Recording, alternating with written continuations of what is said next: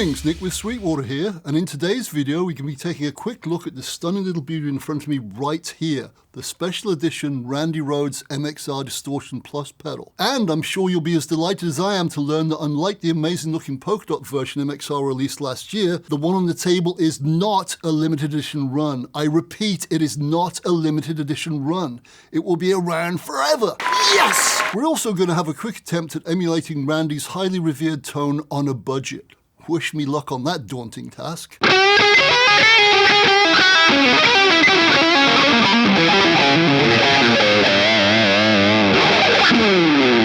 Here's the skinny on this special edition Randy Rhoads Distortion Plus. Just like its limited edition polka dot brother, this regular production special edition pedal has a finish based on one of Randy's most iconic guitars. This one is of course a classy nod to his legendary original Jackson Concorde. As you probably know, the Concorde gave birth to not only the Jackson brand but also evolved into a sleeker Randy Rhoads shape, namely this one here, that's been a staple of rock guitar for over 40 years now.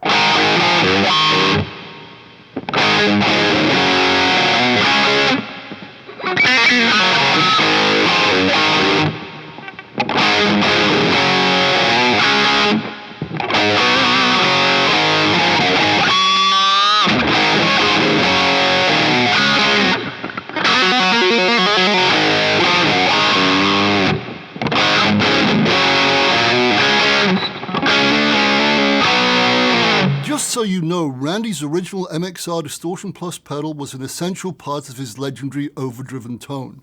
So much so, in fact, that unless he was playing a clean passage, it was literally on all the time. To that end, the circuit of this special edition is a meticulous recreation of Randy's vintage MXR Distortion Plus pedal, namely the one that lived in his legendary pedal board. The one Ozzy called the chip pan because it literally sounded like French fries being made when everything was switched on. To ensure the accuracy of the circuit, the MXR team painstakingly measured each and every component in Randy's original vintage Distortion Plus pedal. Why? Because back then component tolerances weren't as tight as they are now. That's why. As far as features goes, as you can see, this pedal is none more simple. It only has two self-explanatory controls, output and distortion, plus an on-off foot switch. That's it. In a nutshell, it's a set it and forget it stomp box. It can run on a 9-volt battery or via a 9-volt power supply. Your call.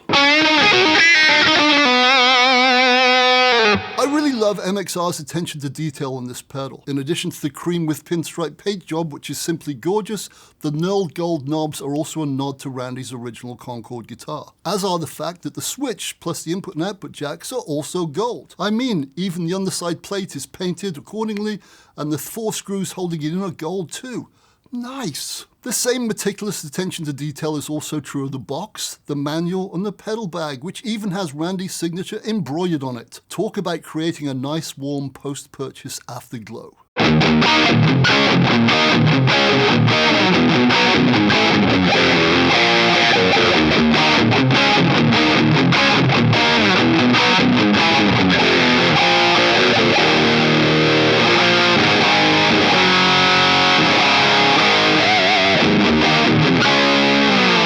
Thus far, except for the intro, you've heard the pedal driving a Katana 100-watt Gen 3 combo dialed in like this. Here's the amp with the pedal off.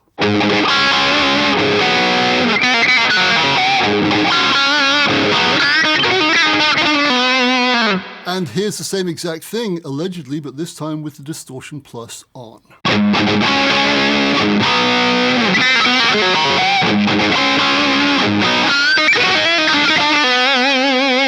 Yeah, I think from that you can hear why the Distortion Plus was a subtle but essential ingredient to Randy's unique and much sought after tone.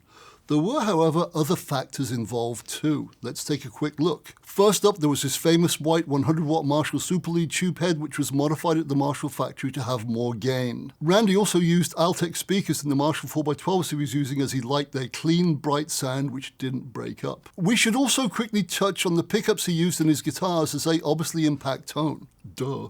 Randy's two Jacksons both had Seymour Duncan pickups, a JB in the bridge and a Jazz in the neck. His polka dot Sandoval V housed DiMarzio's, a Super Distortion in the bridge and a PAF in the neck.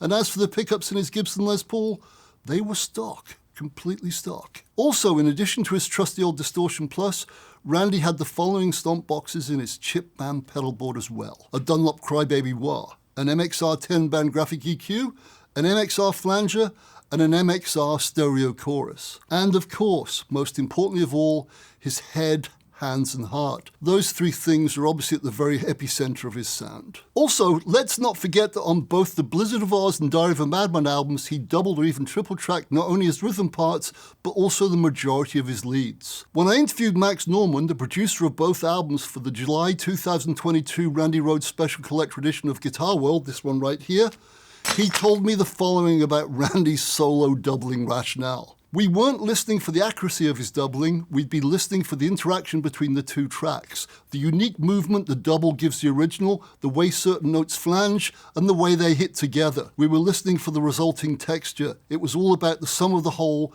rather than the separate parts. Wow, those are wise words from my friend Max, and are well worth heeding, my friend. So do that, heed them. When Randy played live with Ozzy, he used two Marshall stacks with his MXR stereo chorus splitting his signal in stereo from the chip pan. He also used various delay units in his live rig too, but as the band got bigger, he invariably ended up letting the sound guy add delay to his sound, so he didn't have to tap dance. This all said, let's see how close we can get to Randy's sound on a strict budget, with the Distortion Plus at the very heart of the matter, of course. First, I'm obviously going to change guitars to the extremely affordable satin grey Jackson Rhoads JS32, which I literally just pulled off the wall at the Sweetwater store. I'm going to keep the Katana combo settings as is, because to my ears, the amount of crunch I've got dialed in falls roughly in the modded Plexi ballpark. Then I'm going to add the following: a 10-band MXR graphic EQ and a micro chorus, also by MXR.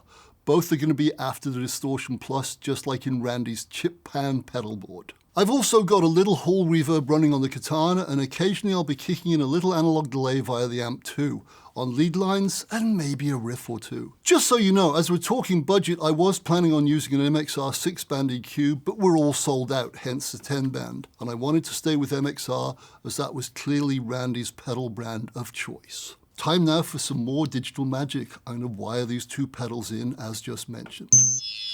Digital magic done. Here's that little snippet from I Don't Know I played earlier with the 10-band and chorus kicked in as well as the Distortion Plus.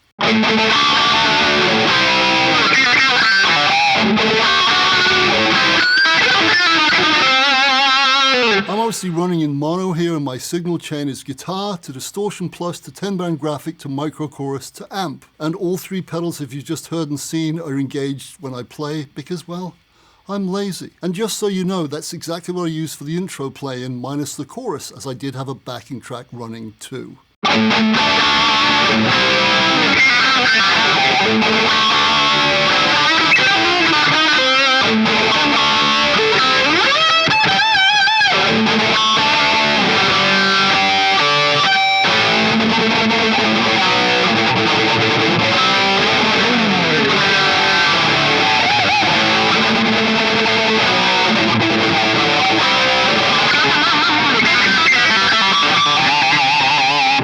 Darn it, I missed the pinch harmonic, but you get the point. This sounds great, even with my schlocky playing, so imagine what it would sound like if you played through it. As you can see, I've got the micro chorus set to a very slow rate to thicken up my tone of hair in an attempt to emulate the sound of doubled guitars. That's a ploy Randy often used live, and so does our friend Zach Wild as well. Mind you, both use a stereo MXR chorus.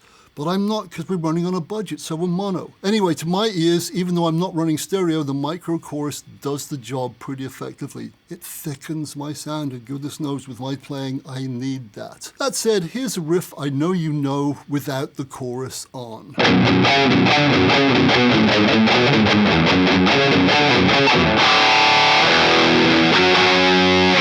Now here's the same riff again, well kinda, but this time with the chorus added for that extra thickening, girth-adding thing it does.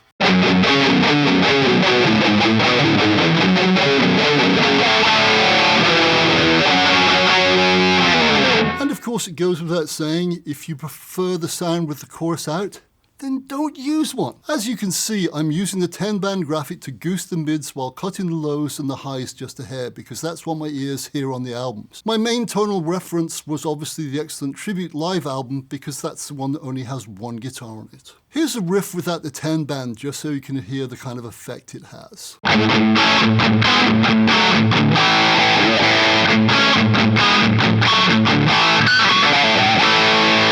And the same again, but this time with the 10-band kicked in.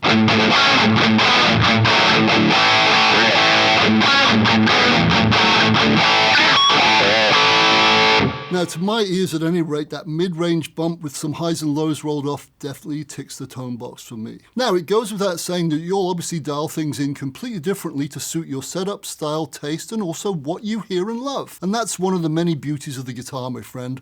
Ultimately, whatever you use, you'll end up sounding exactly like you. That said, this Randy Rhoads pedal will definitely add a little bit of Rhoads magic to your tonal recipe. Before I bail, let's quickly hear what this setup sounds like with a Les Paul. Sorry it's not white, but we were literally sold out at the time of making this. I guess Randy fans are still buying guitars by the truckload. Hurrah!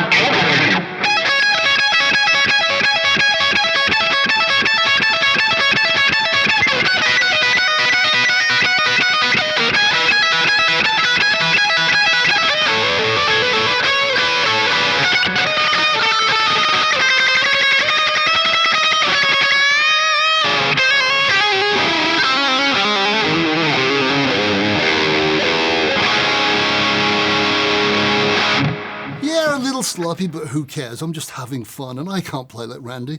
And I also couldn't resist throwing a little bit of Gary Moore right in there at the very end. Now I could go on and on and on and on, shamelessly massacring Randy's amazing music, but you'll be pleased to know I'm not going to do that.